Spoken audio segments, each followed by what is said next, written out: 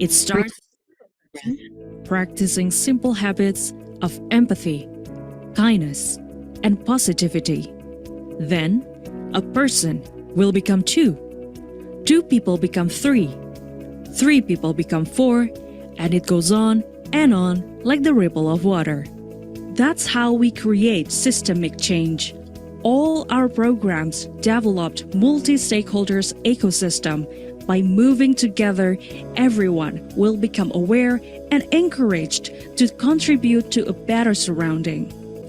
We thanked the opportunities to showcase our works around the world. With our collaborative efforts, we are one step closer to a responsible ecosystem. Let's start with you.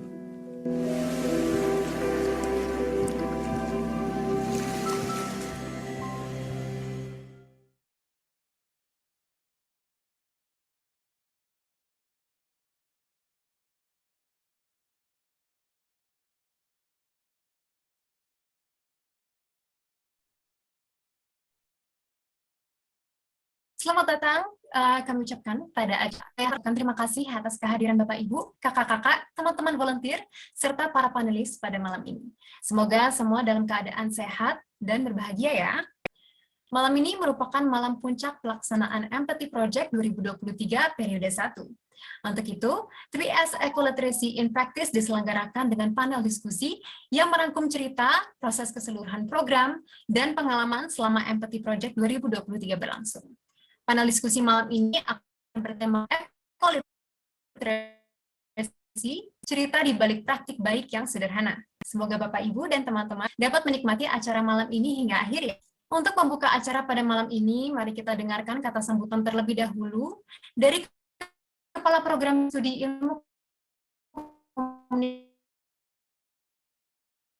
Komunikasi, yaitu Profesor Dr. Doreen Kartikawani. Untuk Profesor Dr. Doreen Kartikawani.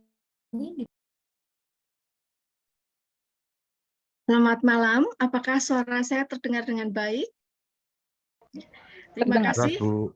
Ya, terima kasih kesempatan yang diberikan. Senang sekali berada di tengah-tengah Anda semua, orang-orang muda yang punya semangat untuk membuat perubahan, gitu ya. Nah, ini adalah kerjasama kita dengan Sociopreneur Indonesia yang kesekian kali dan mudah-mudahan berlanjut terus.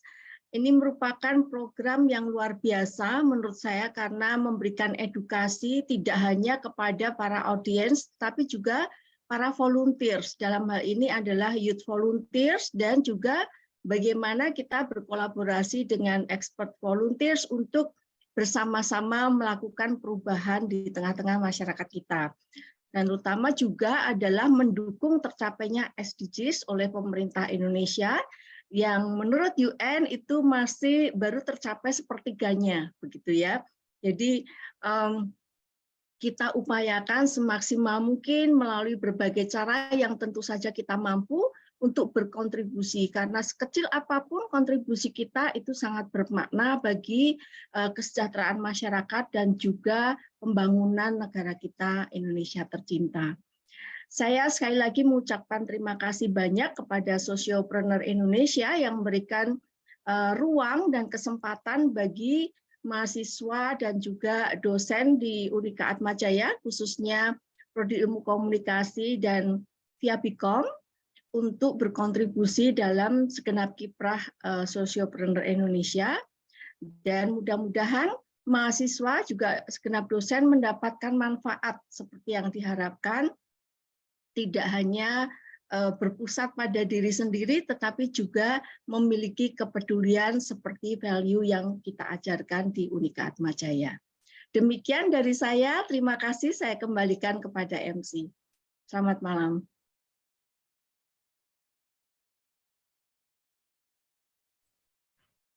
Baik, terima kasih Bu Prof. Doreen atas kata sambutannya.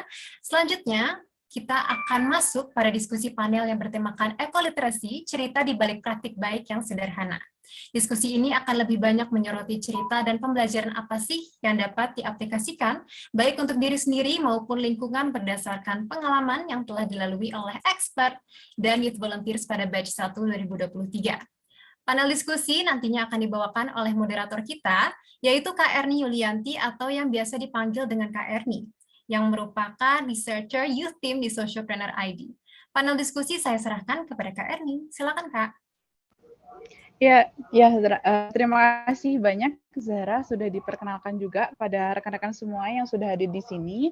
Dan senang sekali Erni bisa kembali memandu jalannya sesi diskusi panel yang bertajuk Ekoliterasi, cerita balik praktik baik yang sederhana, di mana secara garis besar topik ini tentunya relevan ya dengan kita semua, karena kita sebagai makhluk hidup itu tentunya tidak terlepas dari yang namanya lingkungan ataupun ekologi gitu.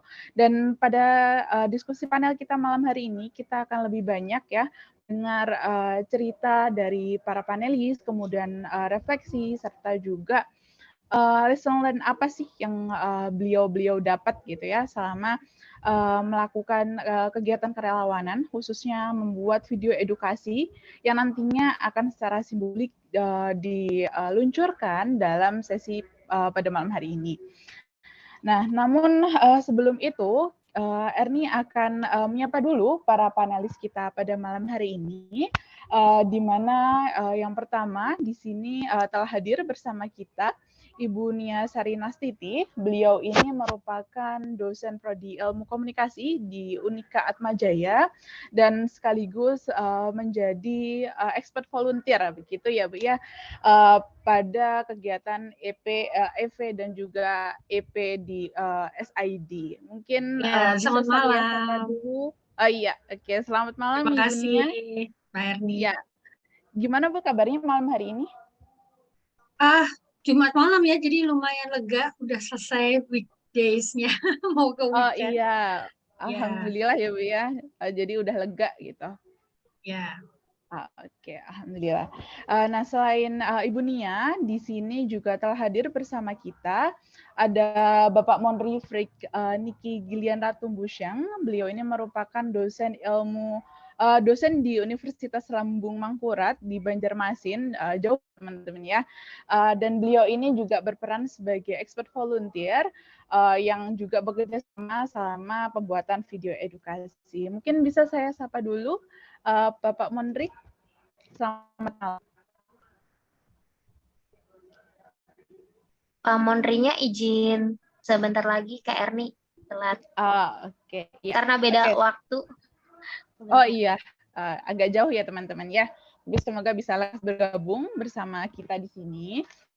Selanjutnya ada juga teman-teman dari Youth Volunteer, di mana kita juga punya Kak Gwendolyn Natania di sini, di mana Kak Gwendolyn ini merupakan mahasiswi di program studi ilmu komunikasi Unika Atmajaya, di mana Gwendolyn ini juga menjadi youth volunteer di kelompok 5. Betul ya, Kak Gwendolyn?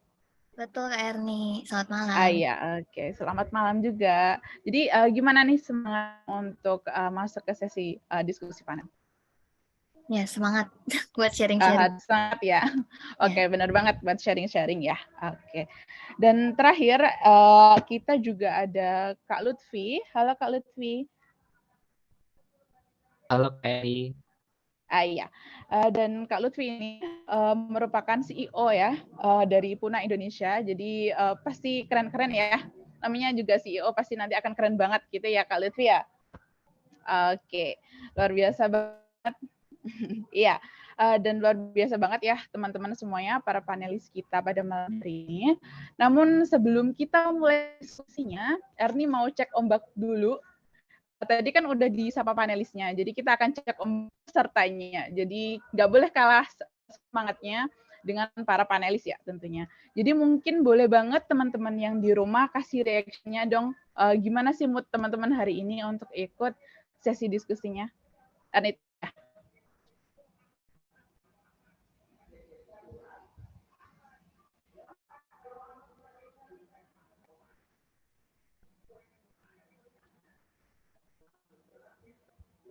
Oke.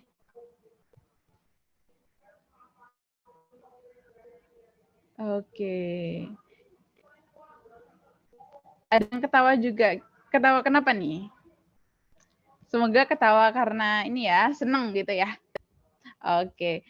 Dan senang banget kalau misal teman-teman juga excited untuk ikut si diskusi panelnya karena itu membuat Erni juga makin semangat untuk memandu jalannya sesi diskusi panel pada malam hari ini. Mungkin kita bisa langsung mulai saja ke sesi diskusi panelnya, di mana nanti para panelis akan memaparkan terlebih dahulu, sharing, kemudian juga berefleksi, dan nanti untuk teman-teman yang ada di rumah sebagai partisipan bisa juga ya sharing, kemudian juga membagikan cerita-ceritanya itu di sesi Q&A dan juga sesi sharing bersama rekan-rekan partisipan gitu ya. Jadi forum ini milik kita bersama, jadi dimanfaatkan sebaik-baiknya ya teman-teman. Oke. Nah, mungkin kita bisa mulai dulu nih. Biasanya youth itu ini ya, excited gitu, selalu excited. Tapi mungkin kita bisa mulai dulu dari Kak Lutfi nih. Karena tadi kelihatannya excited banget buat join. Jadi, halo Kak Lutfi, aku mulai dari Kak Lutfi dulu ya. Halo, iya boleh Kak. Oke. Nah, yang pertama yang pengen banget tahu nih, sebenarnya pengalaman Lutfi selama ikut kegiatan pembuatan video edukasi, di mana kolaborasi juga, kerjasama juga itu kayak gimana sih Kak? Cerita senang dan sedihnya tuh apa aja? Oke, kalau saya pribadi nih ya, pengalaman itu sangat berharga banget buat saya. Nggak ada sedihnya sih, senang terus aja gitu. Karena di sini kita bertemu dengan berbagai teman-teman dengan background yang berbeda, latar belakang yang berbeda. Kita juga bertemu dengan expert volunteer. Kebetulan saya di satu tim sama Pak Monri, beliau sebagai dosen. Dan kita juga mengerjakan tugasnya itu nggak ada gap ya. Kita sama-sama saling seru begitu diskusinya. Kita juga saling ngasih saran dan ketemu dengan beberapa teman dari berbagai daerah dengan pengalaman yang berbeda, kita bisa saling satu bersatu menjadi satu untuk membuat konten yang lebih menarik lagi gitu sih, Kak. Oke, jadi overall menyenangkan ya selama proses Ya. kemarin walaupun banyak prosesnya tapi secara keseluruhan tetap menyenangkan gitu ya. Ya, seru banget Kak. Saya pribadi sih nggak ada beban ya karena di sini juga kita buatnya sambil menyenangkan sih, sambil nggak ada deadline yang harus buru-buru banget. Enggak, kita juga buatnya santai sehingga hasilnya juga lebih maksimal gitu. Oh, luar biasa banget berarti ya. Jangan lupa ditonton ya teman-teman nanti. Ini luar biasa banget nih kelompoknya Kak Lutfi nih pasti.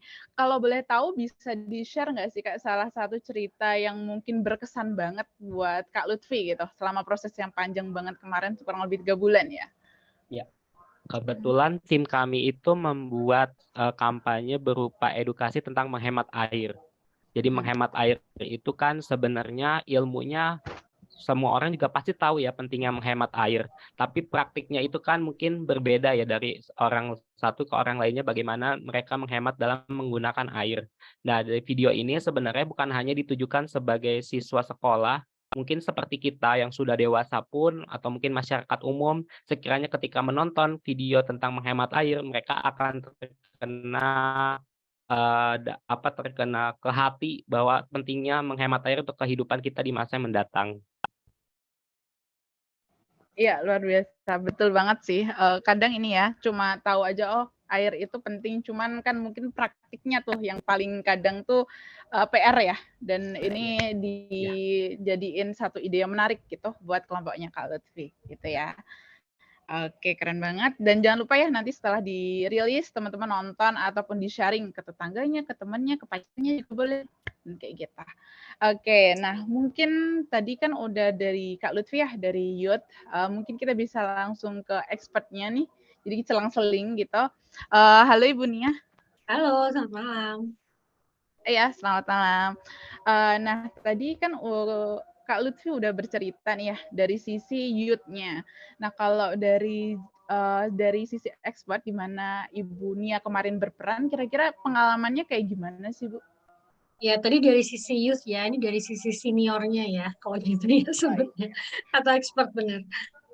Sebetulnya buat saya, senang saya terlibat di sini, karena kebetulan yang terkait dengan kita sebutnya eco-literacy itu saya sudah lama banget ya, dari mungkin pada belum lahir juga nih, mulai misalnya milah sampah, kemudian bagaimana kita bisa menggunakan ulang produk yang sudah dipakai gitu ya. Jadi kemarin itu bisa sekaligus selain menjadi volunteer untuk membimbing, tapi juga mengedukasi juga. Jadi pada prinsipnya, oh gitu ya Bu ya, oh kita baru tahu ya, misalnya salah satu kelompok maunya bahas mengenai 3R ya, reduce, reuse, reduce sama recycle gitu kan. Tapi sebenarnya ada yang 4, misalnya 4R kita bilangnya. 4R satunya lagi apa? Ya refuse, jangan pakai gitu kan. Menolak gitu ya. Tapi sekarang memang sudah berkembang ya, sudah ada 7R dan segala macam dengan beragam pendekatannya. Jadi itu sih yang menarik. Jadi selain diskusi bareng dengan anak-anak muda juga, tapi bisa juga sekaligus mengedukasi juga kepada mereka. Dan ide-idenya ya, ide-ide penyampaian videonya menarik-menarik semua ya. Kebetulan saya megang 3 macam gitu. Jadi beda-beda tentu saja, setiap kelompok punya dinamika masing-masing ya. Tapi yang penting adalah kalau bahasa Jawanya guyup ya, rame-rame kita kerjain bareng-bareng. Iya, menarik sekali. Jadi nggak hanya ngebimbing teman-teman aja, tapi ternyata ibunya bisa sekaligus mengedukasi ya. Jadi knowledge yang udah lama ibunya dapetin gitu sebagai expert itu bisa disampaikan juga gitu melalui sarana video-video itu gitu ya. Dan Ya. secara keseluruhan kalau Erni tangkap seru ya Bu ya dalam proses yang panjang itu. Tapi secara keseluruhan seru walaupun memang pasti ada dinamika yang unik gitu setiap Ya, kelompok gitu. Iya.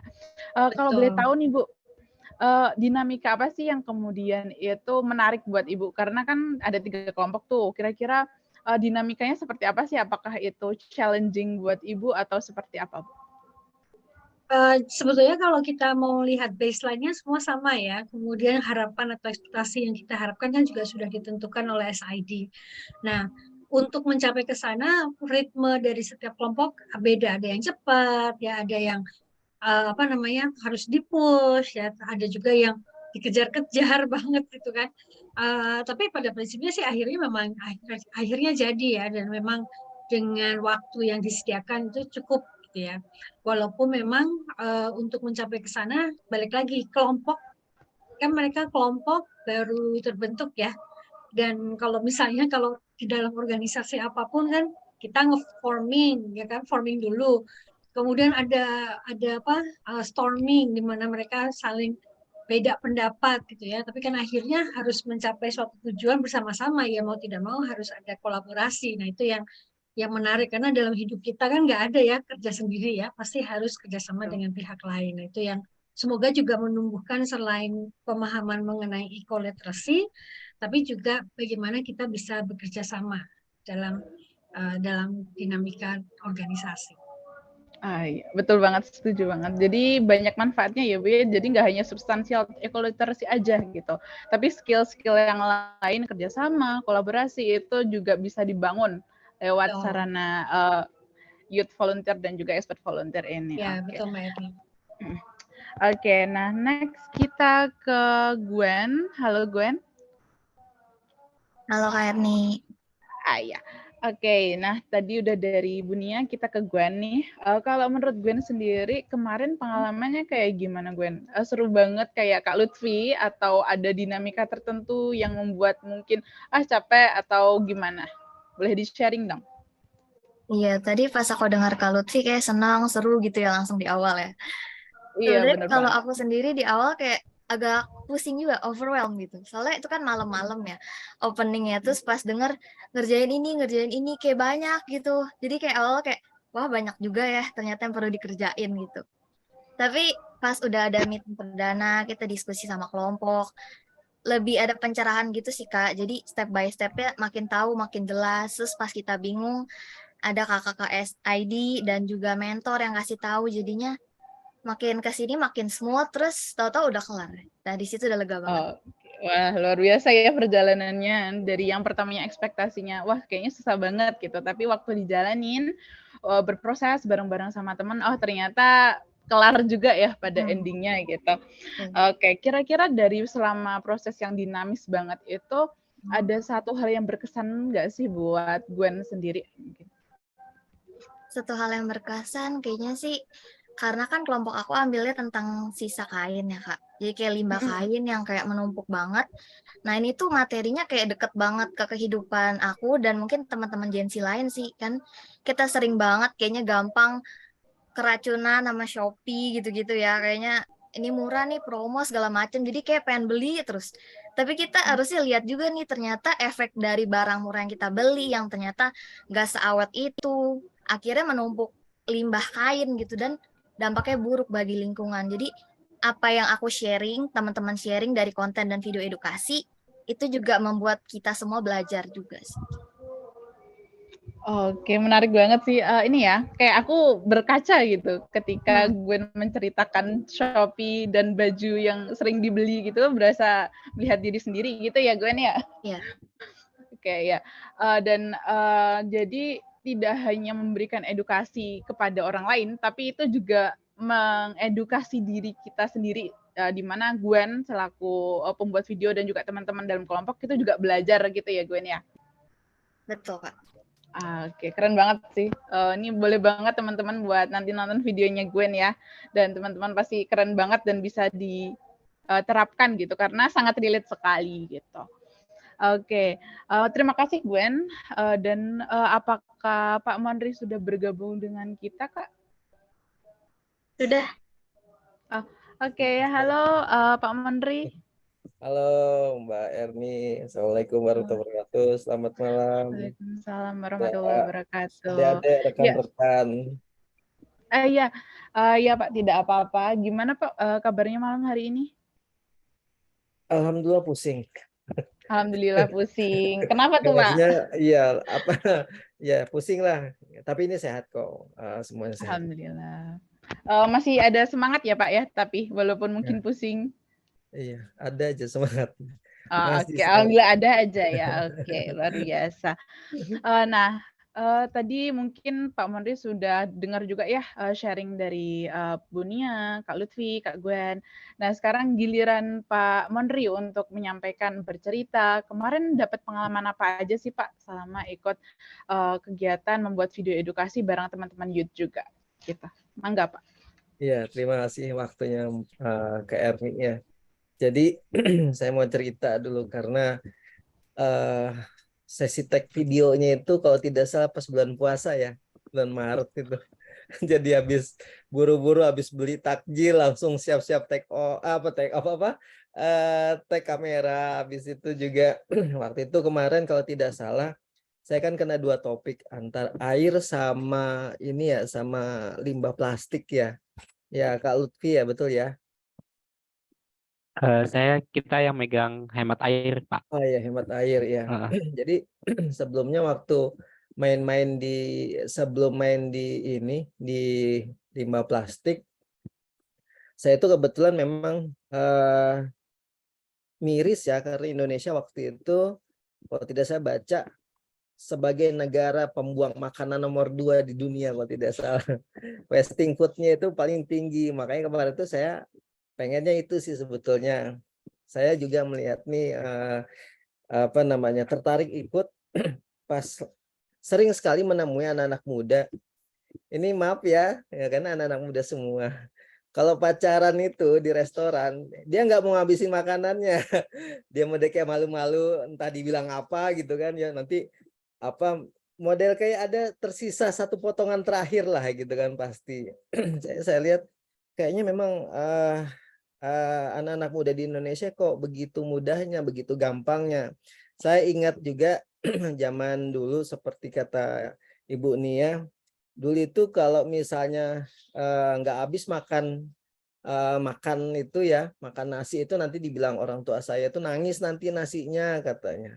Jadi dulu tuh saya sangat menghargai sekali yang namanya menghabiskan makanan karena saya tahu kan bahwa petani-petani kita itu susah payah.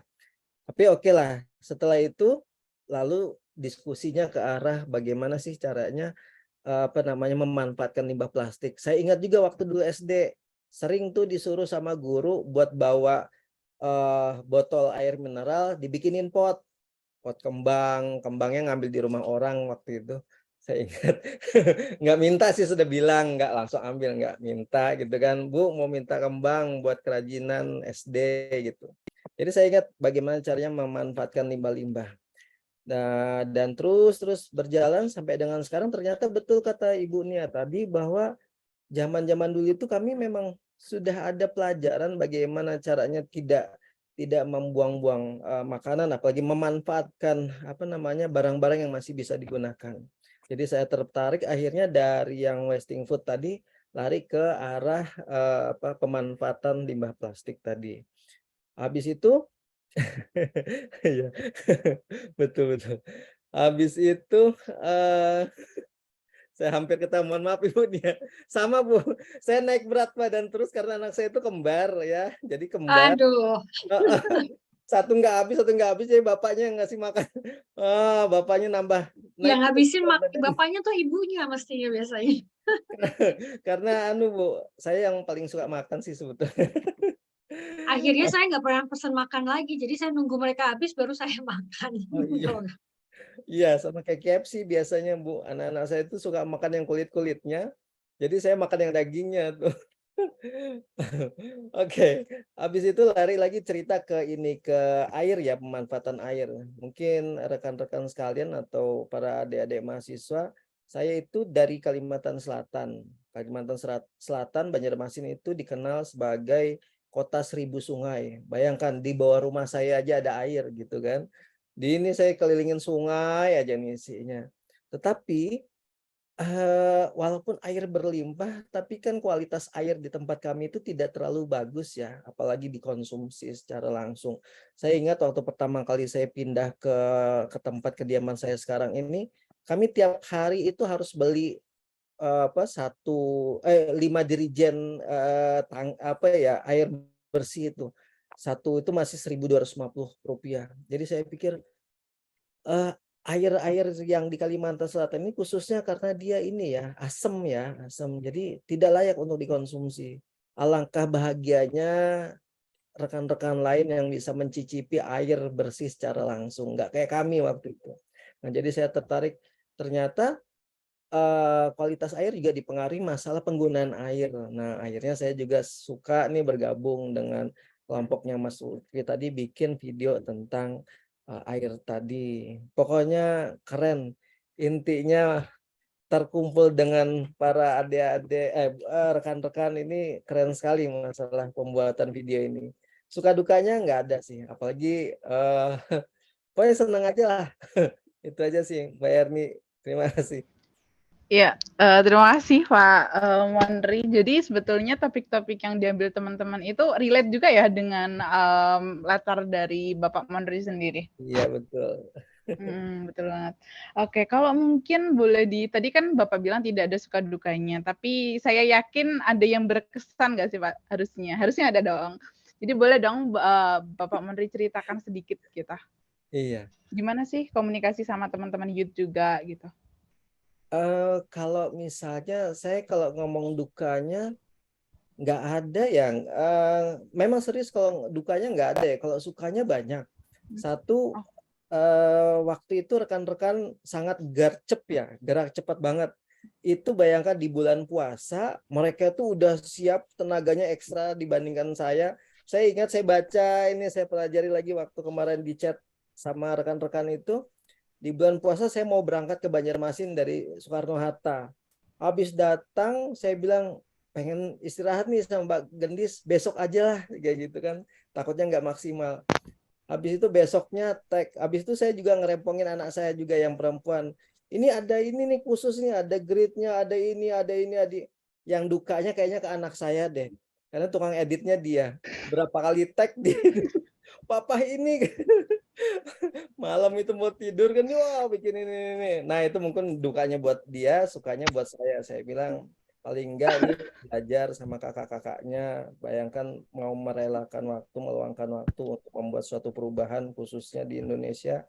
Jadi berterima kasih lah. Nanti yang pasti nonton nanti video Papa Dulu kan pengen banget masuk TV ya, sekarang masuk YouTube. Oh gitu, bapaknya ada di Alhamdulillah tercapai. iya, itu sih. Iya, menarik Iya, waktu banget. itu. Iya. Ya, jadi overall menyenangkan ya, Pak ya, selama berproses kemarin kurang lebih 3 bulan itu. Iya, betul. Iya, dukanya di anak Bapak aja gitu, tapi Dia anak saya. sukanya dibagi antara Bapak sama teman-teman youth aja gitu. Iya. Menarik sekali. Semoga, anak Bapak juga senang nanti nonton output-nya ya, Pak ya? Betul Iya, sekali. oke. Nah selanjutnya tadi kan udah secara umum udah berbagi ya, udah sharing gitu, kemarin tuh prosesnya kayak gimana dan kalau Erni tangkap, overall menyenangkan gitu ya, tapi walaupun begitu memang di dalamnya pasti ada proses-proses tertentu gitu yang harus dilewati, tapi pada akhirnya selesai dan itu membuat teman-teman, youth dan juga expert itu senang gitu ya dengan hasil output-nya. Nah, mungkin lebih spesifik lagi nih, dari proses itu kira-kira bagaimana sih pemaknaan teman-teman panelis dan juga, Bapak Ibu panelis, gimana sih, Bapak Ibu dan teman-teman itu memaknainya, khususnya untuk, dalam konteks lingkungan ya, nanti di masa depan. Jadi refleksinya seperti apa sih terkait, makna kerelawanan itu sendiri? Nah, tadi udah dimulai dari Kak Lutfi, mungkin kita ke Kak Gwen duluan. Mangga. Oke. Mungkin tadi lanjut karena materi kelompok aku tentang limbah kain gitu ya, yang relate juga sama aku. Jadi dari materi konten dan video edukasi itu kan tentang konsumen cerdas, terus gimana sih supaya lebih aware sama lingkungan, kita bisa mengurangi limbah kain itu sendiri, mengedukasi cara memanfaatkan limbah kain itu juga gimana dengan cara yang kreatif. Jadi intinya kayak menerapkan 3R itu ya, Kak ya. Jadi kita juga bisa lebih selektif dalam memilih kapan sih mau beli, apakah benar-benar butuh atau ini cuman keinginan semata, terus mungkin mau ikut-ikutan tren aja yang nggak akan ada habisnya gitu. Dan dari sini aku ngelihatnya ini kan menjadi sesuatu yang dibagikan ke audiens, terus terutama anak-anak yang menjadi tujuan audiensnya, terus juga Gen Z, karena kan kita share di media sosial gitu ya, Kak. Nah, harapannya supaya bisa menyebarkan awareness itu sendiri dan mengedukasi secara yang nggak boring lah, karena dengan konten-kontennya juga mudah dibukanya, mudah dicerna juga, kata-katanya juga sederhana. Jadi semoga bisa dipraktekkan dalam kehidupan sehari-hari dan lebih banyak orang yang tertarik untuk menaruh perhatian ke hal-hal kayak gini dan mungkin bisa tergabung juga dalam Empathy Project dan proyek-proyek serupa. Oke, menarik banget.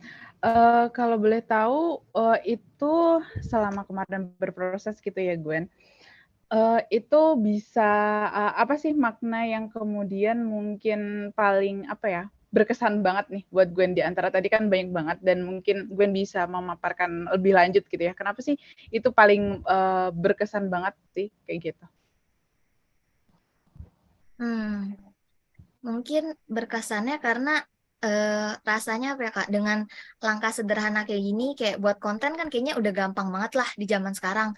Kita udah punya tools-nya, terus udah ada platformnya, jadi nggak perlu sulit gitu untuk melakukan aksi sederhana kayak gini, tapi ternyata bisa bermanfaat karena bisa dilihat juga ada feedback-nya, ada engagement-nya, ada likes-nya, dan ada komennya juga, yang artinya berarti konten kita nggak sekedar lewat aja nih, orang ada yang lihat juga, bahkan di luar teman-teman ya, karena kan kalau di-share di TikTok banyak juga ya dari luar. Nah, ternyata ada juga loh yang nonton dan kasih reaksi. Jadi rasanya kita sebagai individu senang aja bisa bermanfaat gitu buat orang. Gitu kan. Iya, oke, bener banget sih, ini ya, jadi kita tuh kita hidup di zaman di mana banyak sekali kemudahan ya, Gwen, ya. Dan, dengan kemudahan itu ternyata kita bisa memanfaatkannya untuk sesuatu yang benar-benar bermanfaat banget nanti untuk, lingkungan, khususnya nanti di masa depan gitu ya, Gwen, ya? Iya. Oke.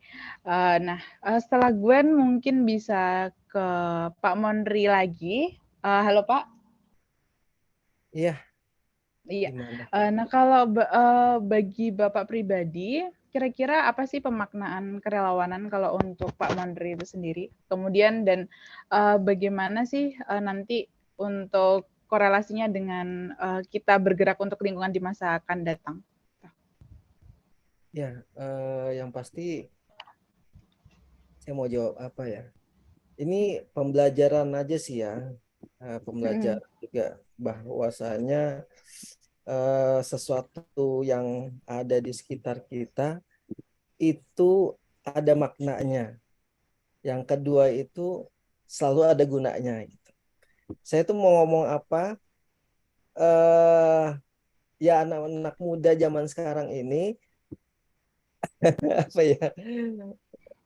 Harus lebih inilah, lebih lebih peka lagi terhadap lingkungan sekitar lah. Itu aja sih sebetulnya. Mungkin karena saya ini lahir di tahun di tahun 80-an ya. Saya lahir di tahun 82. Jauh sekali berbedanya dengan sekarang di mana di zaman dulu itu kami hidup memang memang berdampingan banget dengan alam, apalagi orang Kalimantan ya.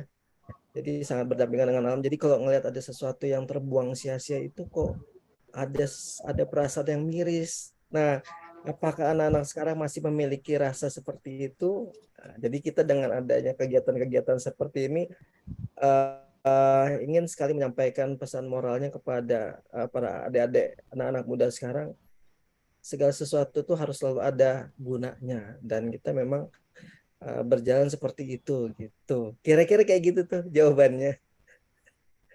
Iya, oke, oke, menarik Pak. Dan ini ya, salah satu ini pesannya gitu bisa nyampe ke teman-teman di sini juga harapannya. Jadi gak hanya didengar tapi juga diimplementasikan juga gitu. Mengingat mungkin ini ya Pak, karena pengaruh teknologi juga mungkin karena banyak kemudahan gitu. Jadi mungkin lebih banyak menghabiskan waktu di rumah bukan di lingkungan sekitar juga. Mungkin salah satu faktornya itu juga gitu ya Pak. Mungkin kita bisa lanjut ke Kak Lutfi ya, Kak ya. Halo Kak Lutfi.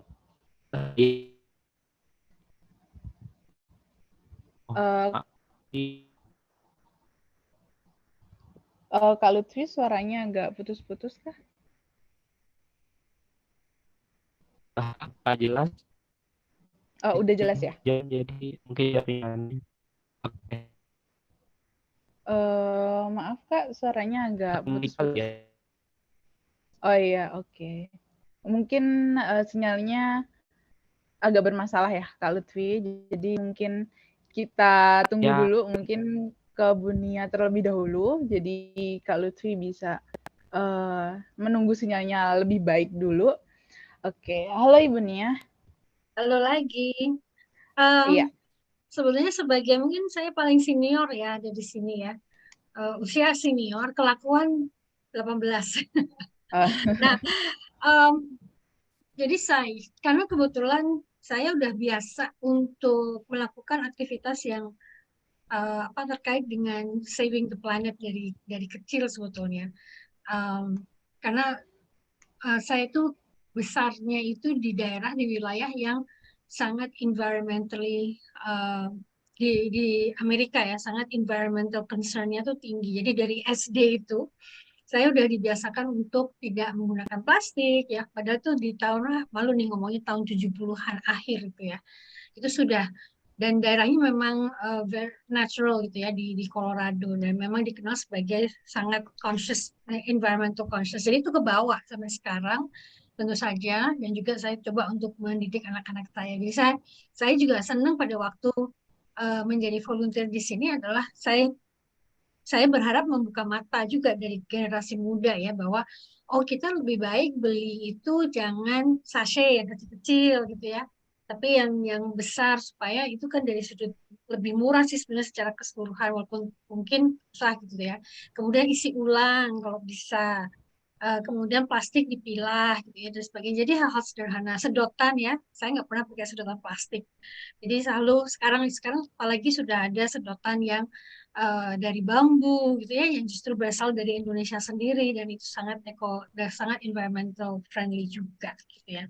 Jadi intinya sih diskusi sebagai volunteer di sini sebagai volunteer diskusi dengan anak-anak muda menyenangkan gitu, karena mereka baru sadar dan mereka juga memberikan masukan. Oh, sekarang ada gini juga Bu, kayak tadi misalnya sisa kain. Oh iya ya, itu bisa ya yang kita bisa baju kita sendiri pun bisa disumbangkan untuk mereka yang bikin selimut.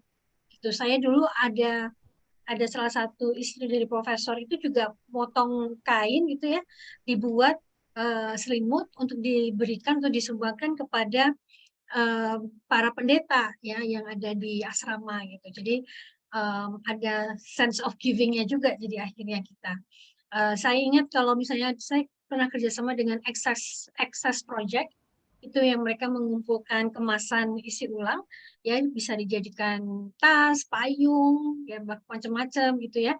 Itu dari kantor kita ngumpulin ya, kemudian kita berikan kepada mereka, itu jadikan nafkah juga bagi orang. Jadi kalau kita sebut istilah sekarang circularity ya, circularity-nya itu akhirnya terjadi di mana akhirnya berujung pada zero waste di sini. Karena Kak Mondri kan nggak suka ada sampah ya Kak Mondri ya, jadi kalau bisa berulang kembali. Benar Kak. Iya, betul banget, menarik. Jadi salah satu poin pentingnya adalah walaupun sederhana ya Bu ya, dari langkah-langkah sederhana dari kehidupan kita sehari-hari aja gitu. Tapi penting untuk kita teruskan ke generasi selanjutnya gitu.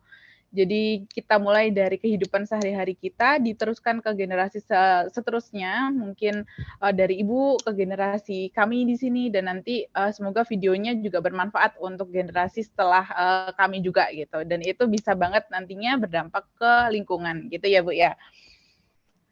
Nah, sebelumnya terima kasih Bu Nia, dan mungkin kita bisa kembali ke Kak Lutfi di sini. Halo Kak, Halo apakah Kak. sudah lebih baik? Oh, udah, Oke, oke, udah lebih bagus nih suaranya. Boleh Kak, mangga dipersilakan waktunya.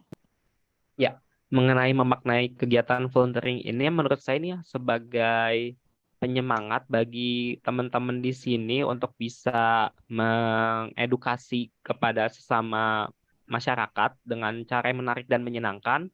Karena menurut saya ini tuh bisa sebagai pemantik bagi teman-teman atau komunitas sosial di bidang lingkungan untuk bisa menyuarakan kampanye yang bisa dibilang sama. Mungkin nanti juga ada batch-batch selanjutnya, teman-teman juga bisa ikutan karena kegiatannya juga di sini sangat menarik sekali.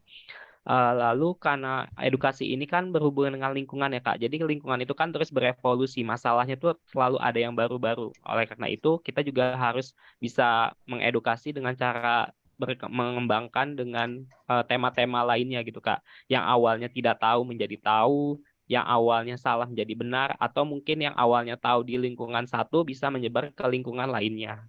Seperti itu Kak. Oke. Jadi ini bisa menjadi titik tolak awal gitu ya untuk anak muda mungkin khususnya untuk lebih concern nanti ke sektor lingkungan ya di masa yang akan datang gitu ya, poinnya Lutfi ya. Ya Kak.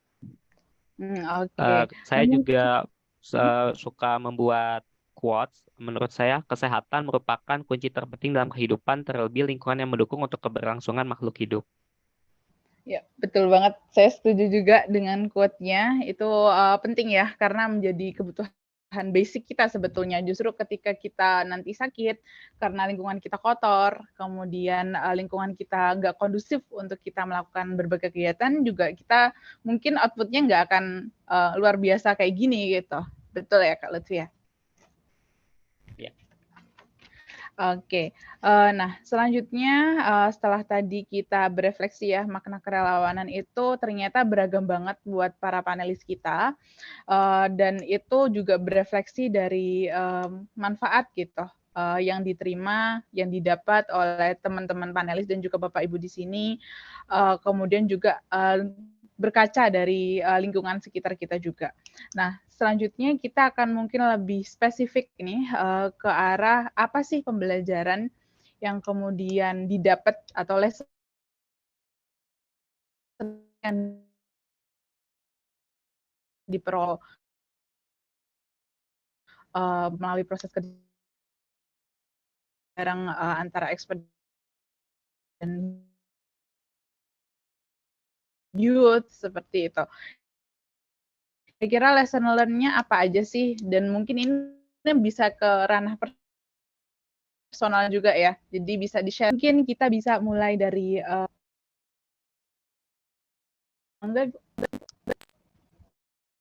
apakah suara Kayaknya Kak Erni suaranya udah putus-putus lebih ya, clear? atau saya saja?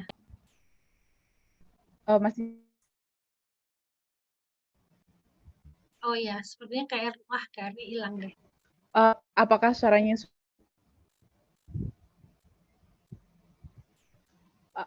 Boleh diulang, Erni? suaranya sudah lebih baik?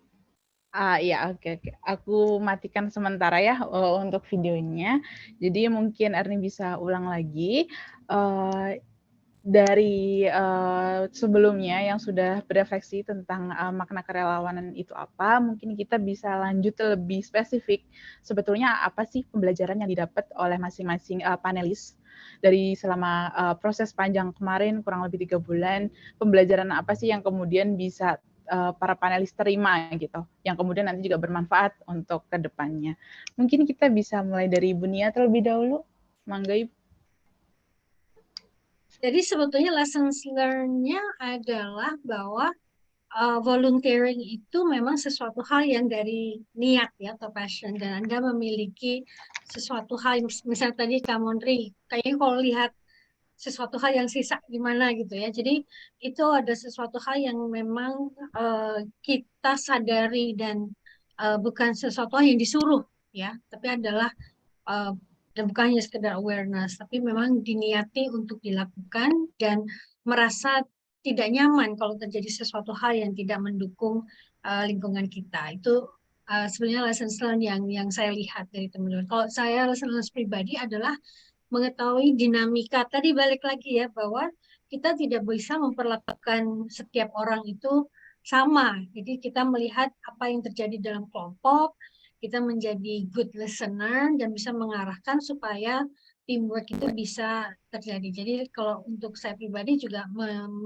melatih leadership kita juga ya, seperti itu. Dari sudut lingkungan, saya pikir lessons learned adalah every experience is always exciting dan new ya sebetulnya. Jadi kita harapkan dengan misalnya walaupun saya megang 3 kelompok, tapi seperti megang 4 kelompok karena ada kelas yang juga dari kelompok lain yang diskusi bareng, dan dengan adanya diskusi itu kita lihat bahwa sebetulnya beberapa aktivitas yang dilakukan saling mendukung ya, complementary seperti itu. Jadi saya lihat itu yang menjadi beberapa lessons learned. Kalau misalnya dia pilih, dia mau bikin kalau misalnya anak-anak yang nggak masuk yang bocor Tunas, gimana ya? Itu Mbak Erni. Mungkin langsung aja disambung dengan yang lain ya, kalau Kak Erninya agak putus-putus. Iya, oke. Sudah kembali normal ya sepertinya. Ya, oke. Terima kasih sebelumnya Ibu Nia, cukup berdaging ya yang disampaikan Ibu Nia, benar banget poin-poinnya bisa relevan juga dengan kita di sini. Kemudian mungkin bisa langsung disambung dengan Gwen. Mangga Gwen. Oke, baik Kak. Kalau lesson learned-nya aku secara pribadi senang bisa dapat kesempatan untuk join volunteer empathy project ini, ikut serta. Aku juga jadi belajar untuk melatih kepedulian aku terhadap lingkungan, melatih kerjasama, kebersamaan bareng teman-teman, juga melatih kreativitas di sini. Dan yang aku lihat dari hal kecil yang kita lakuin juga bisa berdampak kok buat orang lain.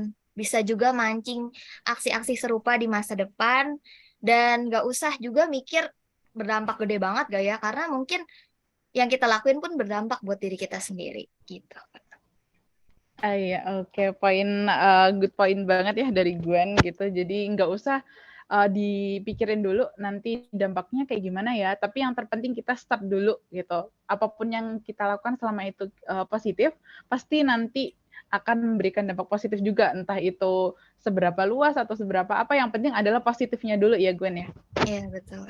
Oke ya. Nah, mungkin selanjutnya bisa disambung dengan Pak Mondri, Pak. Mangga.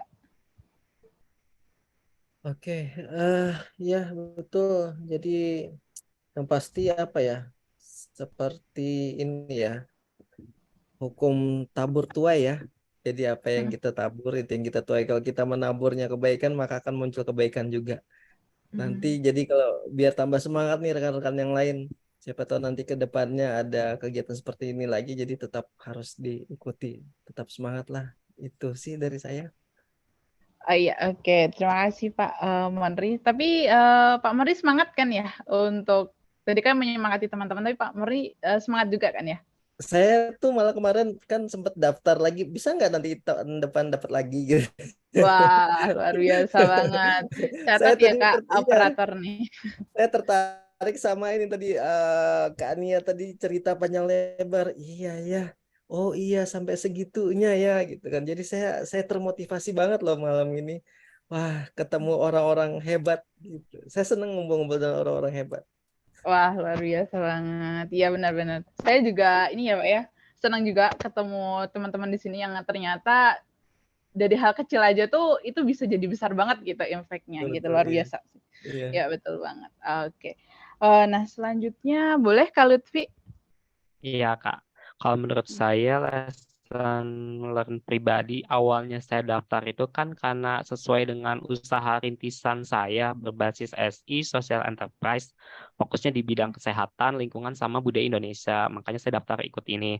Lalu menurut saya lesson dari kita semua itu sebenarnya kalau kita ingin berniat melakukan kebaikan, khususnya di lingkungan, dimulai dari diri sendiri sih, Kak. Kita nggak perlu menginginkan hal-hal yang besar, perubahan yang besar, tapi dimulai dari lingkungan sekitar kita dulu gitu, dari lingkup yang terkecil, lalu kita memanfaatkan media digital, teknologi komunikasi informasi untuk bisa men-share ke teman-teman kita, dan itu berdampak besar sih menurut saya bagi setiap orang yang akan melakukan kampanye kebaikan tersebut gitu sih, Kak. Iya betul. Jadi sepakat ya Kak Lutfi dengan para panelis yang lain ya. Jadi start dari diri sendiri dulu. Entah nanti ke depannya kan kayak gimana, tapi kita mulai dulu dari diri kita gitu ya Kak ya. Iya, oke. Nah, tadi adalah sesi kita ya, tanya-tanya dan juga sesi sharing, sesi refleksi dari para panelis kita pada malam hari ini. Dan selanjutnya kita akan mulai masuk ke sesi tanya-jawab.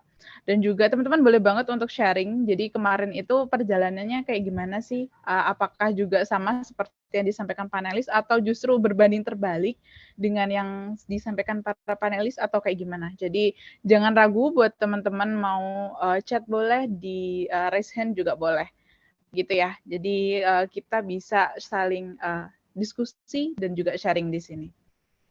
Mungkin teman-teman perlu waktu untuk mengetik gitu ya, pertanyaannya ataupun pernyataannya juga boleh gitu. Mungkin sambil kita nunggu teman-teman untuk bertanya ataupun berdiskusi bareng sama kita di sini, mungkin Erni bisa bertanya dulu nih, kepo gitu ya, dari teman-teman panelis. Kira-kira apa sih mindset gitu ya, mindset yang perlu kita punyai terlebih dahulu untuk bisa berkontribusi ke lingkungan. Jadi apa sih yang perlu kita pasang dulu nih mindset-nya sebelum kita tuh terjun atau berkontribusi ke lingkungan. Kira-kira kalau menurut mungkin Ibu Nia terlebih dahulu boleh, mindset-nya apa sih Bu? Gitu. Sebenarnya tadi sudah disampaikan sama Gwen ya, bahwa walaupun kecil kita sudah punya kontribusi. Karena nggak mungkin kita langsung merubah sesuatu dalam sekejap ya. Dan memang membutuhkan waktu ya. Misalnya Indonesia sekarang merupakan penyumbang sampah terbesar gitu ya untuk di lautan gitu kan.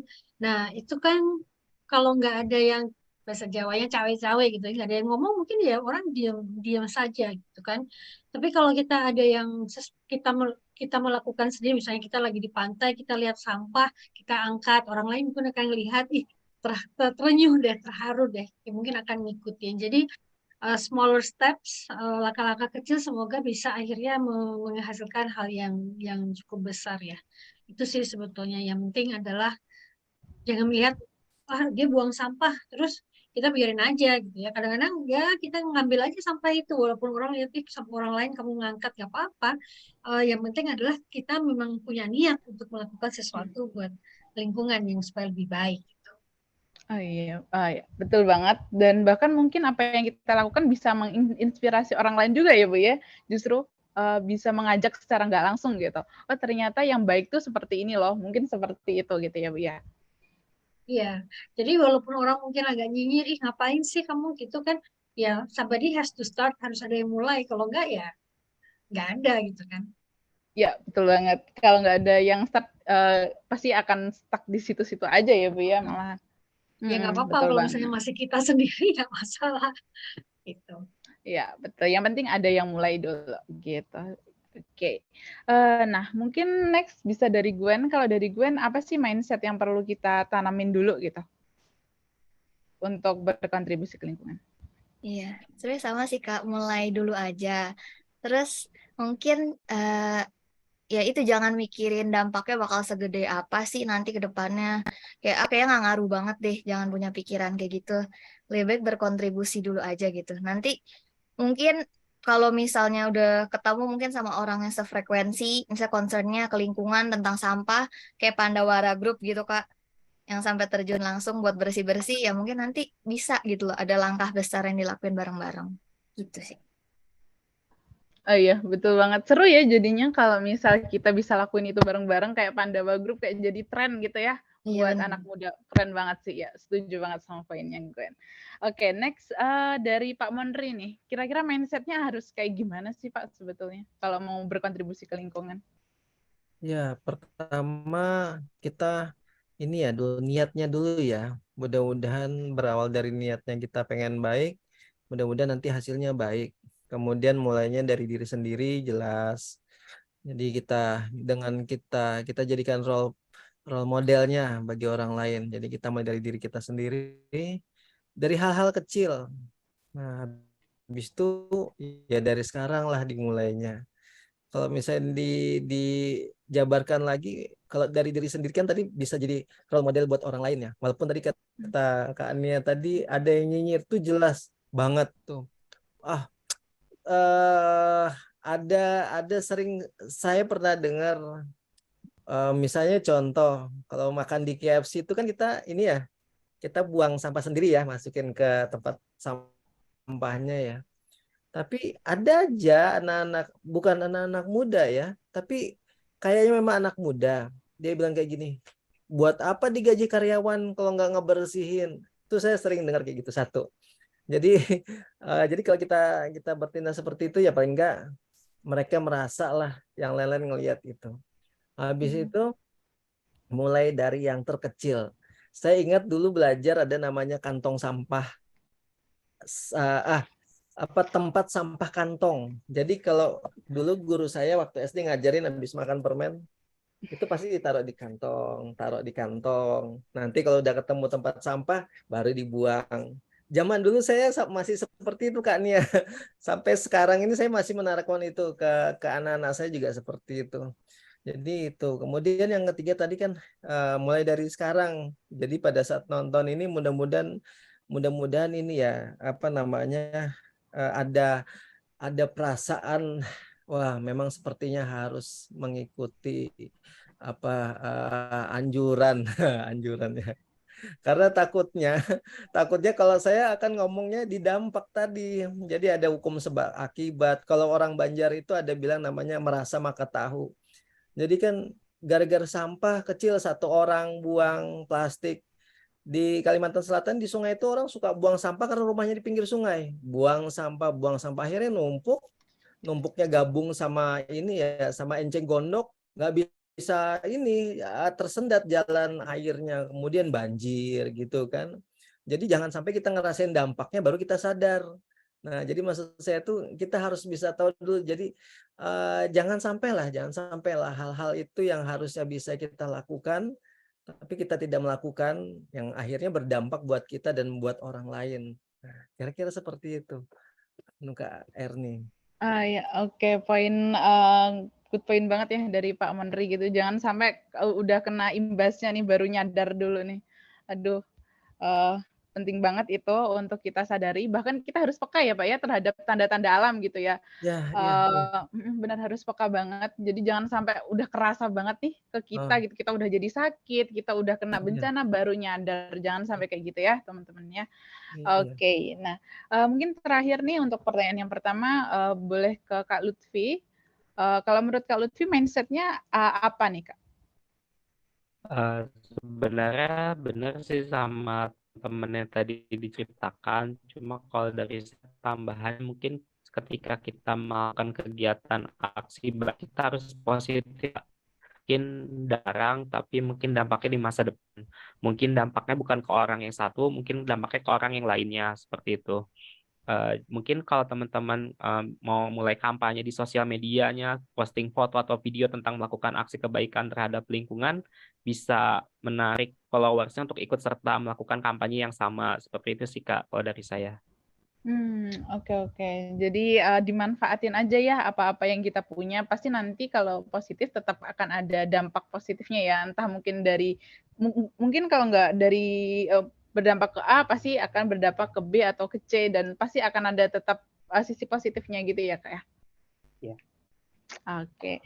Nah, selanjutnya kita bisa move nih ke pertanyaan yang kedua. Ada pertanyaan dari Sasa. Sasa ini merupakan YV dari batch umum.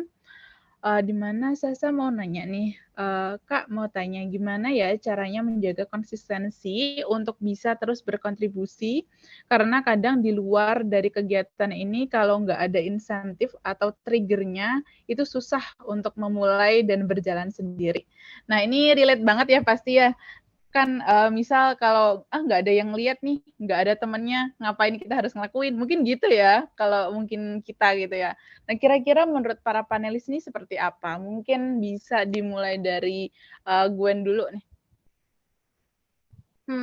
Biar konsisten ya. Mm-mm. Mungkin ngelakuin satu hal aja gitu ya, kayak dipikirin nih komitmennya mungkin, aduh jangan tiap bulan, jangan tiap minggu tergoda buat belanja gitu misalnya, dari hal kayak gitu aja. Jadi kayak nggak usah besar-besar banget, tapi dilakuin mungkin 5 bulan gitu, kalau udah konsisten kan lama-lama jadi kebiasaan. Nah jadi mungkin nanti kalau misalnya itu 5 bulan tercapai, kita bikin self reward, oh ya udah deh boleh beli apa gitu misalnya ya. Nanti jadinya keterusan deh buat ngelakuin itu terus. Mungkin gitu sih dari aku. Oke, jadi dari hal-hal yang sederhana aja dulu, tapi dikonsistenin ya, Iya. dilakuin beberapa bulan dan nanti kayak secara tidak langsung, secara otomatis akan jadi kebiasaan buat diri kita sendiri, gitu ya Gwen ya? Iya. Oke. Nah kemudian boleh dari Ibu Nia, menurut Ibu Nia seperti apa sih cara untuk konsisten gitu? Karena kan kadang kalau nggak ada triggernya susah ya, apalagi kita diri sendiri gitu. Sebenarnya udah dijawab ya sama Gwen tadi. Milih sesuatu yang memang bisa kamu lakukan. Apakah itu satu aja dulu, misalnya buang sampah nggak sembarangan. Karena kadang-kadang kita suka gemes ya, lihat mobil kayaknya mentereng mereknya dari BMW lah, segala macam tiba-tiba buka jendela ngelempar gitu ya. Saya biasanya suka iseng nih, saya catat nomor ininya, saya foto kemudian saya nge-tweet aja nih sampah ini nih buang sampah sembarangan gitu. Jadi hal-hal kecil ya, orang bilang nenek-nenek lo cerewet gitu kan mungkin mikirnya ya, tapi somebody has to start gitu kan, bikin malu dong orang sesuatu hal yang kayaknya mewah, sesuatu hal yang memiliki tapi kelakuannya tidak memiliki gitu misalnya gitu. Atau misalnya dari kita sendiri, pakaian tadi misalnya, saya itu suka mengkoleksi hal-hal yang lama kemudian saya rombak lagi jadi pakaian yang beda ya. Kemarin waktu almarhum ayah saya meninggal, beliau tuh banyak banget dasi ya kan, nggak ada yang mau sekarang pakai dasi. Kemudian ada beberapa yang misalnya nggak percaya bahwa dasi itu kalau kalau dari silk itu ya, sutra itu nggak bagus kalau bagi yang muslim itu. Jadi ada yang percaya, jadi nggak bisa, nggak ada yang mau. Sayang banget ya nggak dipakai. Akhirnya saya jadiin rok. ya. Jadi saya recycle, saya gunting-gunting itu saya minta tolong teman saya gabungin dengan jeans jadi rok. Ya, nanti mungkin Gwen bisa melihat suatu saat saya pakai ke kampus ya. Jadi itulah kecil-kecil aja kita bikin buat diri kita sendiri. Siapa tahu malah jadi contoh. Oh iya, bisa ditiru tuh gitu ya. Jadi kain baju batik saya yang ada yang sobek itu ya udah saya potong, kemudian saya gabungkan dengan yang lain gitu, supaya masih bisa dimanfaatkan lagi. Jadi saya masih ada tuh baju umur saya masih muda, 30 tahun ya, cara pendek segala macam yang bisa masih awet gitu, nggak dibuang. Iya, oke. Jadi fokus ke manfaatnya ya Bu ya, walaupun memang mungkin harus daur ulang, harus mungkin mengotak-atik gitu, tapi sebetulnya lebih besar manfaatnya. Dan itu yang sebaiknya kita fokusin. Jadi jangan mikirin susahnya kayak gimana, tapi manfaatnya yang akan nanti kita dapat tuh apa gitu. Gitu ya Bu Paling ya. paling nggak untuk diri kita sendiri dulu ya. Iya, Kalau betul. kita nggak bisa nggak bisa merubah dunia semuanya, paling nggak dimulai dari diri kita sendiri aja. Iya, oke, betul banget, luar biasa. Nah, selanjutnya dari Pak Mondri mungkin, boleh Pak. Cara konsisten tuh kayak gimana sih Pak gitu? Agak susah nih kadang buat anak muda bahasanya. Konsisten ya. Biar konsisten itu ya memang apa ya, ada proses pembiasaan sih, memang harus ada, terus ada pemaksaan. Saya rasa pemaksaan itu penting ya. Kenapa? Karena kalau kita kadang-kadang kalau tidak memaksakan diri, dia tidak akan terbiasa. Misalnya nih, saya ini kan perut saya ini agak-agak buncit nih, gitu kan. Jadi saya paksa untuk tidak selalu makan malam gitu. Padahal ngelihat anak-anak makan aja, saya kan juga ini ya tersiksa gitu kan. Tapi saya sudah membiasakan diri, saya harus memaksa bahwa nanti kalau misalnya saya ikut makan, nanti tambah gemuk saya gitu. Jadi saya paksa diri saya, kemudian akhirnya saya terbiasa tidak lagi makan malam. Mungkin sebelum pukul 6 sore, saya udah berhenti makan. Jadi kalau menurut saya, memang ada proses pemaksaan, khususnya itu ya dalam hal yang positif. Kemudian hasil dari paksaan tadi membuat kita bisa terbiasa. Itu sih kalau saya. Oh iya, oke. Jadi memang untuk proses pembiasaan itu perlu ada pemaksaan dulu ya Pak ya. Jadi memang perlu proses itu, dan memaksa itu tidak sepenuhnya negatif selama tujuannya nanti positif. Gitu ya Pak ya? Betul. Ya. Wah iya, luar biasa. Oke. Nah, selanjutnya dari Kak Lutfi. Mangga Kak. Kalau dari saya, untuk konsisten itu mungkin dari diri kita sendiri, kita harus yakin dan mendisiplinkan diri. Dan semua itu tergantung dengan kondisi dan kemampuan kita. Mungkin kalau saya pribadi punya tumbler, jadi saya nggak suka beli botol minuman kemasan. Atau mungkin yang tidak punya tumbler, nggak usah maksain buat beli tumbler juga. Mungkin bisa dari mengolah sampah organik dan anorganik, seperti itu sih Kak. Jadi nggak mesti kita ngikutin yang sama, tapi tujuannya tuh sama untuk kelestarian lingkungan, seperti itu. Oke, jadi kita tuh punya versi masing-masing aja gitu ya untuk menjaga lingkungan. Selama itu berdampak positif ya lakuin aja gitu ya Kak ya. Walaupun mungkin antara cara kita dengan cara orang lain berbeda ya nggak apa-apa gitu, selama tujuannya sama gitu ya Kak ya.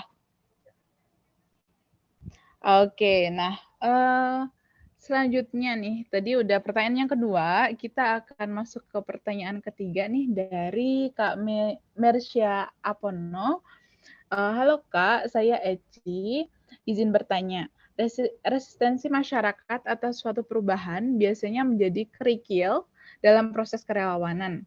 Berdasarkan pengalaman rekan-rekan, bagaimana pendekatan yang berhasil dilakukan oleh rekan-rekan untuk paling tidak mulai mengurangi resistensi tersebut dan berujung pada dampak bagi masyarakat gitu. Jadi mungkin pertanyaan dari Kak Eci ini mungkin perubahan-perubahan yang ada di masyarakat, mungkin ini termasuk pandangan gitu ya masyarakat terhadap relawan itu sendiri gitu. Di mana mungkin relawan itu bisa di satu sisi dilihat sebagai nggak dibayar, relawan itu palingan ngerjainnya ya gitu-gitu aja gitu. Jadi mungkin bisa dilihatnya kurang menarik gitu mungkin, padahal di satu sisi mungkin sebetulnya positif, tapi mungkin masyarakat memandangnya berbeda gitu. Jadi mungkin gimana sih cara ataupun alternatif gitu dari para panelis, gimana supaya masyarakat itu nggak resisten terhadap kerelawanan ataupun volunteering itu sendiri. Jadi supaya kita tuh ya relawan itu positif loh, dampaknya banyak. Gimana sih supaya mengedukasi masyarakat itu supaya berpikir seperti itu. Kira-kira seperti itu mungkin ya pertanyaan dari Eci. Mungkin kita bisa mulai dari Ibu Nia terlebih dahulu. Ya, saya memahami bagaimana sebetulnya perasaan Anda ya, sebagai misalnya Anda melakukan volunteering tapi dianggap setengah mata gitu kan.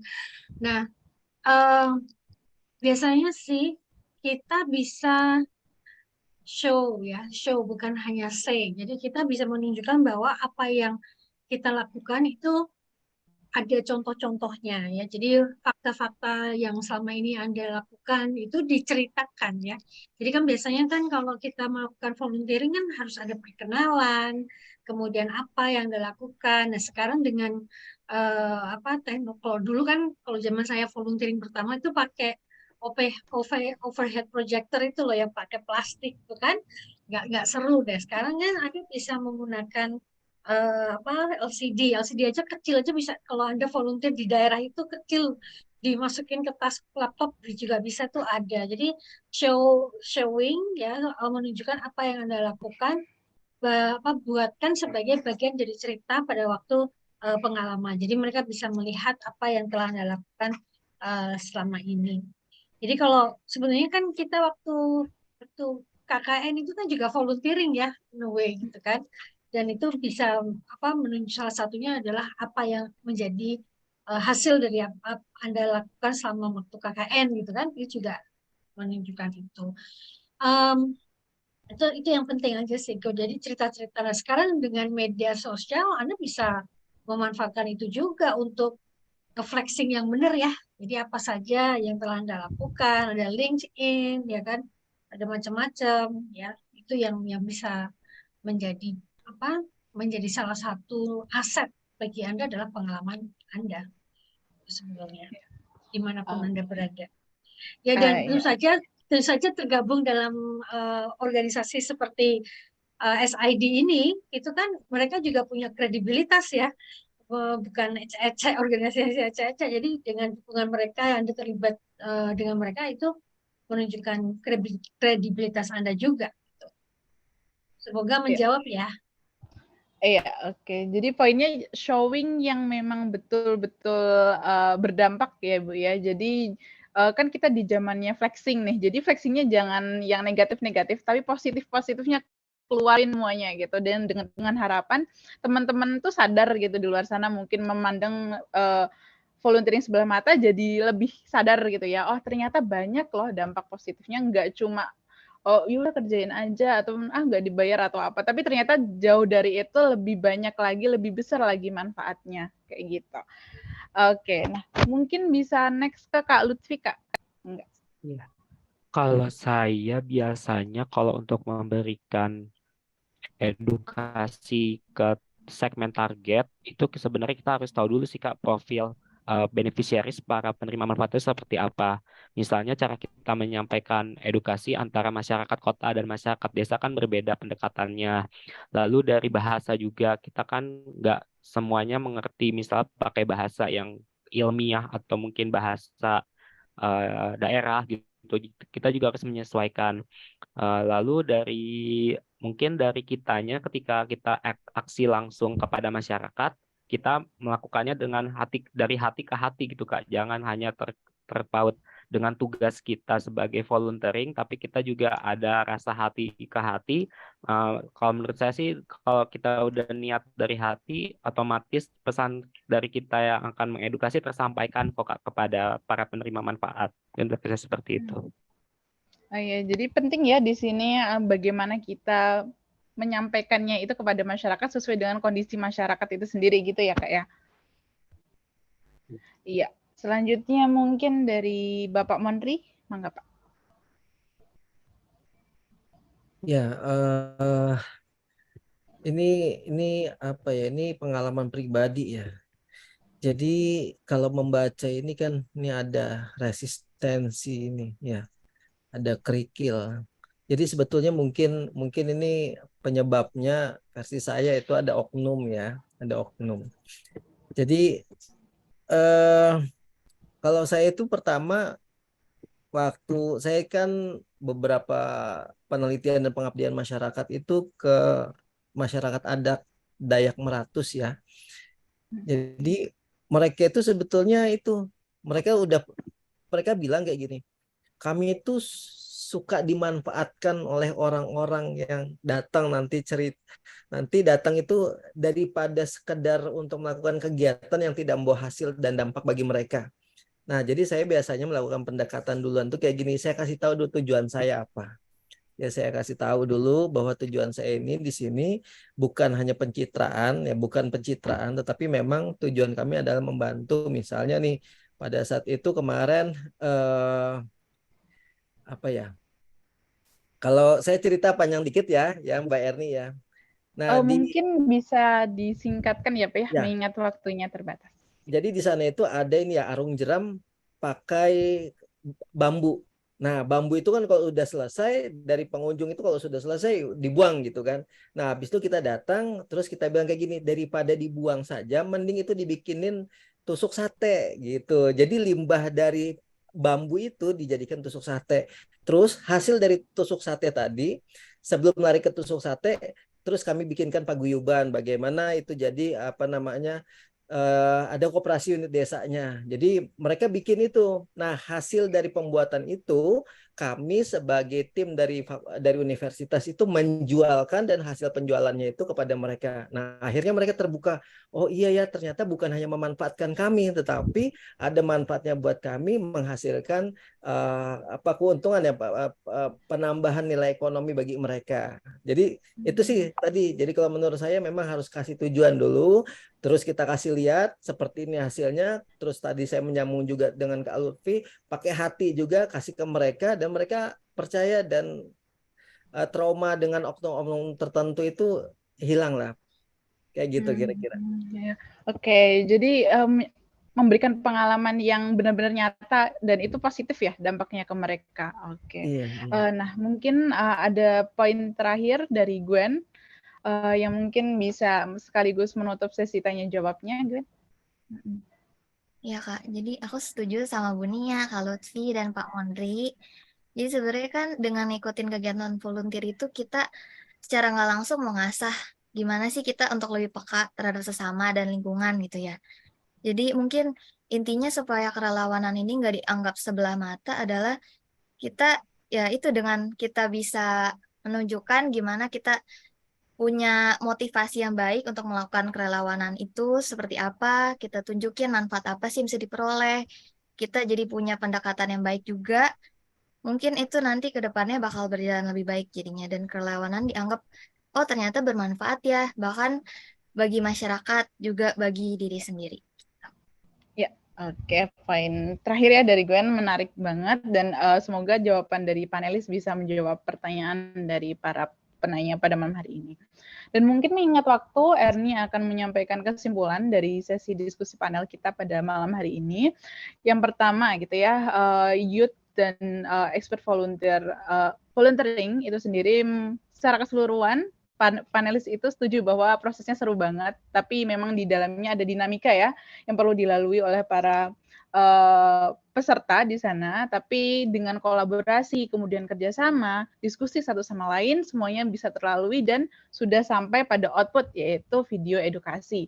Kemudian, apa sih kemudian refleksi dari para peserta, baik itu youth maupun expert volunteer. Yang pertama, sadar bahwa memang teknologi itu bisa kita manfaatkan untuk memberikan dampak kepada masyarakat. Kedua, bisa juga disadari bahwa memang yang ada di sekitar kita itu ada manfaatnya. Jadi kita harus menjaga, termasuk menjaga lingkungan kita.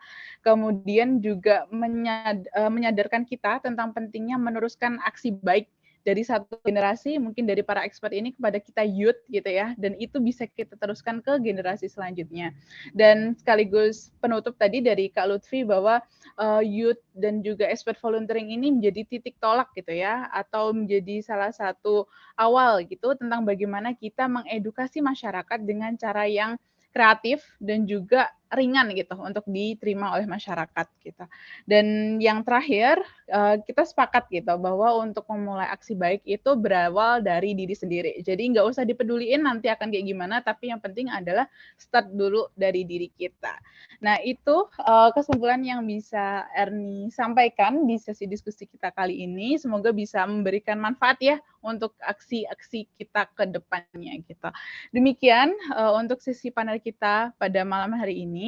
Saya ucapkan terima kasih kepada para panelis dan juga peserta yang masih stay ya sampai sekarang, dan mungkin saya bisa kembalikan ke Zahra.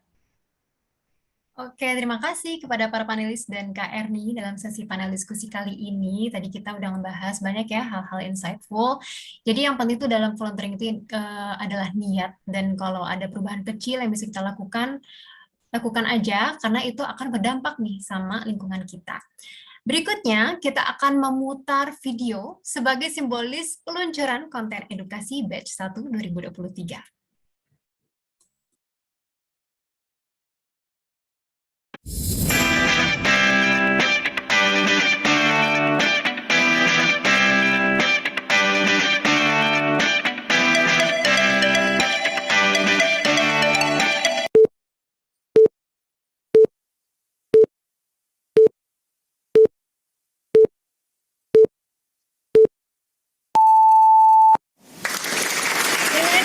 Peluncuran konten edukasi Batch 1 2023 bersama Kampus Unika Atmajaya Jakarta Batch 1 resmi diluncurkan. Yuk kita kasih tepuk tangan nih melalui reaction ya. Coba kita lihat reactionnya masih ramai nggak nih? Atau udah pada tidur?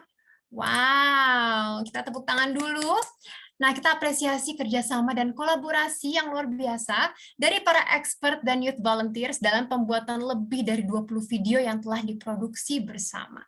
Nah, video-video ini nantinya akan terus diupload setiap minggunya pada channel YouTube SID dan akan didistribusikan kepada community partner SID. Selanjutnya, kita akan melakukan sesi foto bersama sebelum kita menutup acara pada malam ini. Yuk, kita sama-sama buka videonya, biar kelihatan nih yang ganteng, yang cantik. Kita mau foto bareng dulu nih untuk mengabadikan momen ini. Kita tunggu dulu. Yuk, open cam-nya.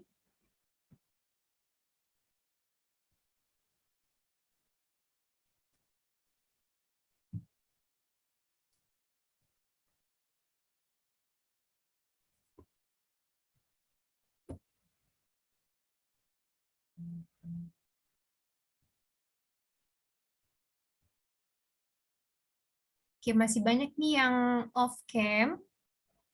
Kita on cam sebentar untuk foto bersama.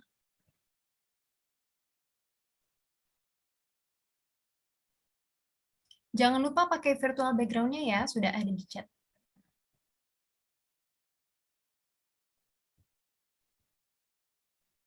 Prof. Dorin sudah nggak gabung lagi ya? Iya, Bu. Kayaknya. Oke deh, kita foto aja kali ya, Kak Genis. Oke deh. Kita pose pertama, kita mengepalkan tangan kita untuk menunjukkan semangat kerelawanan. Ayo guys, come on, let's go. 1, 2, 3. Oke. Pose kedua, kita sarang heyo untuk membagikan energi positif ke sekitar kita. Karena kita socialpreneur, kita membagikan cinta kita. Tunggu ya Zara. Oke, sip. Yuk, 1, 2, 3. Sebentar, tahan dulu. Oke. Sudah? Nah. Oke, sudah. Gak kerasa ya, kita sudah berada di penghujung acara. Nah, terima kasih untuk Bapak, Ibu, dan teman-teman telah meluangkan waktu untuk acara pada malam ini. Semoga kebaikan terus ada pada diri kita, dan keberagaman terus dapat mempersatukan kita. Akhir kata, saya Zahra mewakili seluruh panitia dan tim SID, memohon maaf jika ada kesalahan dalam tutur kata dan ucapan yang kurang berkenan. Zahra pamit undur diri, sampai jumpa di Empathy Project berikutnya. Salam History Maker.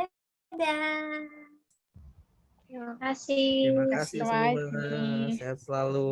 Bu Natalia, terima kasih Bu. Terima kasih, Bunia. Terima Bu kasih, Nia. Mbak. Selamat malam Natalia. semua. Ya, malam. Lanjut, Pak Mbak. Mufri. Ya. Tadi ada Pak Kasih Alfonso ya? Yes. Ada Pak Alfonso. Terima kasih teman-teman.